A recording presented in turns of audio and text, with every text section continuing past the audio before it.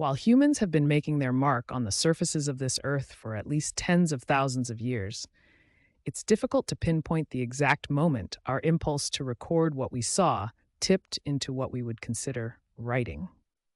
Now, a team from the University of Bologna in Italy has linked symbols on ancient Mesopotamian seals with an archaic visual communication system called proto-cuneiform, an art form which would in time evolve into one of the world's first true writing systems.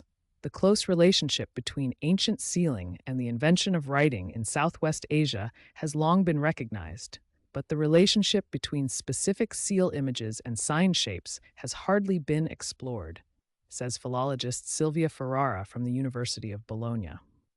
This was our starting question. Did seal imagery contribute significantly to the invention of signs in the first writing in the region?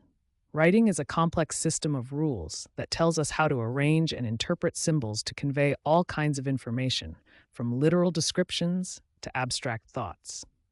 Long before those rules were invented, symbols representing basic concepts were etched, drawn, or in this case printed, onto a material to share simple ideas, which over time may have become standardized as a lexicon for grammarless proto-writing.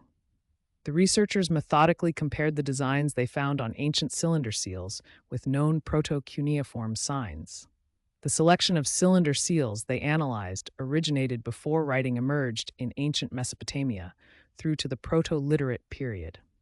They argue that similarities in the way common artifacts were depicted visually on the cylinder seals, for instance, fringed textiles and netted vessels, share elements with their corresponding proto-cuneiform symbols.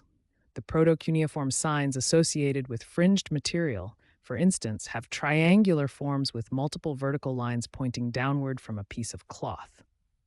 Represent adhesions of people weaving on a cylinder seal from the Mesopotamian city of Susa bear a similar form, as do artifacts from the city of Uruk.